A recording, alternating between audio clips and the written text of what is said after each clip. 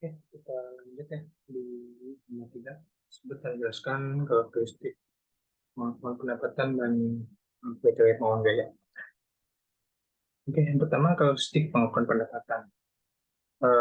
Pertama ada realisasi. Pendapatan diakui saat terjadi transaksi yang menghasilkan pendapat real.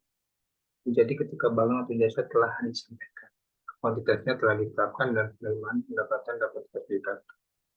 Nah, pendapatan ini diakui ketika sudah barang atau jasa itu sudah diterima. Nah, pada saat itulah baru DO tersebut diterima oleh customer. Nah, pada saat tersebut diakui sebagai pendapatan penjualannya atau revenue. Kemudian pengukuran dan measurement. Nah, pendapatan diakui dengan nilai yang dapat diukur secara handal. Nilai pendapatan harus diukur dengan tepat. Biasanya sebagai nilai yang diterima atau yang dapat diterima dari penjualan barang atau jasa. Kita tahu pendapatan di sini adalah pendapatan yang real atau pendapatannya. Artinya pendapatan itu harus ada perjanjian atau kontrak dari customer. Nah, relevansi informasi harus relevan. Artinya informasi tersebut mempengaruhi keputusan pengguna laporan keuangan. Ini memastikan bahwa informasi yang diakui memiliki nilai prediktif dan nilai kontributif.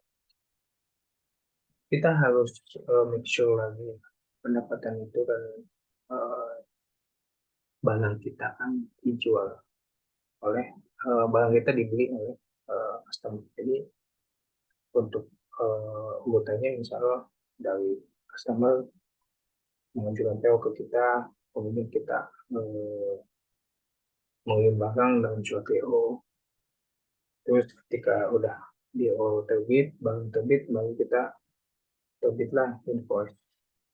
Jadi untuk nilai dari PO tersebut atau dari invoice kita itu harus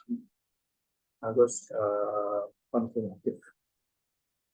Nah, keandalan informasi pendapatan harus tanggal dan dapat dipercaya. Karena proses pengukuran harus berdasarkan pada data yang dapat dipercaya. Nah, keandalan data ini kita harus uh, tahu ya, artinya barang itu benar-benar adanya atau jasa itu dilakukan gitu. Jadi bukan hanya pendapatan fiktif atau sesuatu jasa yang tidak ada jasanya. Nah, kemudian konsistensi. Nah, pengakuan pendapatan harus konsisten dari periode ke periode lainnya, memungkinkan pembenahan analisa terkait. Artinya, misalkan perusahaan itu di bidang eh, konstruksi, maka ya pendapatan itu harus konstruksi. Adapun misalkan pendapatan dari yang jasa atau itu biasanya masuk kayak kepada pendapatan. Artinya pendapatan itu harus konsisten dengan bidangnya. Kemudian untuk biaya, biaya itu menjadi akrual. Jadi biaya itu harus dicatat dulu pas tanggal transaksi ya. Kemudian eh, ketika mau dibayarkan itu baru direkam atau manfaatnya sama. Nah, realisasi biaya juga terkait dengan pendapatan tertentu ya. Harus diakui dulu juga sama dengan pendapatan. Nah, prinsipnya memastikan keterkaitan antara biaya dan pendapatan harus dihasilkan. Jadi mungkin pendapatan adalah itu adalah suatu nambah perusahaan gitu loh. Pendapatan perusahaan dari suatu usaha mereka. Kemudian biaya-biaya penunjang terkait dengan operasional penjualan tersebut ya harus sama, misalnya biaya marketing atau misalkan biaya-biaya pengantaran yang dengan penjualan itu harus terjadinya sama pada penjualan itu juga. Kemudian relevansi ya, biaya harus relevan juga, informasi keuangan dan harus memiliki dampak yang signifikan pada pemain kita. Kemudian pengukuran yang tepat. Biaya harus diukur dengan tepat dan secara objektif. Pengukuran biaya harus didasarkan pada nilai yang wajar dan diukur secara konsistensi.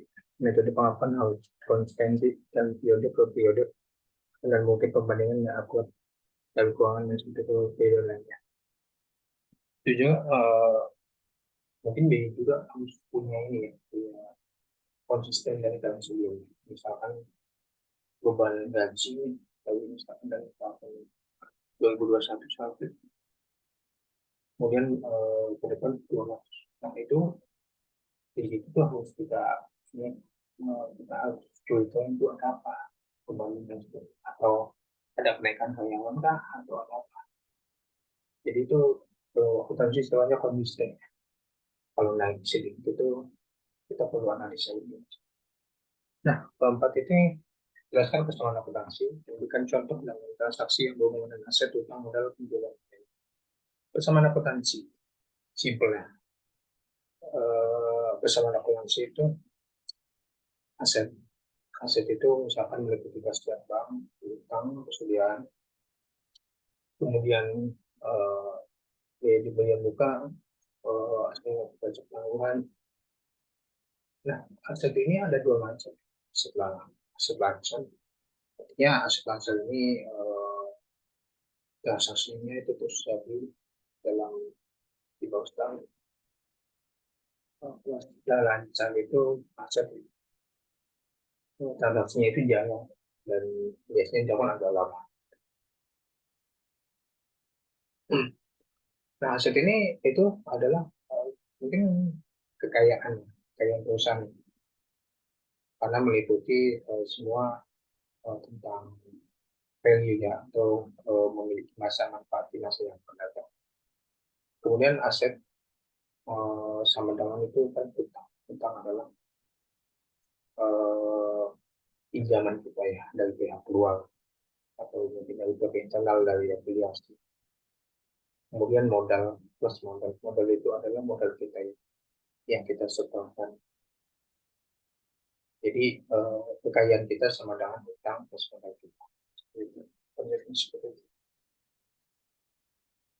Nah, persamaan ini menyatakan bahwa total aset suatu perusahaan sama dengan total kewajiban ditambah dengan ekuitas. Ketika suatu transaksi terjadi, dua akun terpengaruh menghasilkan penggunaan sifat. Tentu transaksinya misalkan ketika aset itu, misalkan katakanlah kendaraan, kendaraan kita membeli kendaraan, nah kendaraan itu ada, gitu. Sehingga mil itu menjadi kita, menjadi kekayaan kita. Kemudian lawannya itu bank. Nah, jadi untuk membalansinya itu kan dari kas bank kita keluar, tapi penggantinya itu kendaraan. Hutang-hutang ini untuk transaksi itu seimbang dagang ya, hutang. Nah, dari prinsip konsumsi itu kan aset sama dengan hutang bank kita. Nah, di sini seimbang dagang kita bertambah, maka hutang kita bertambah. Nah, kita membeli dari vendor. Gitu. Kemudian modal dividen pada hutang. Sama dividen juga kita, misalkan ada pengambilan dividen, tapi kita ambil, dan hutang kita bertambah.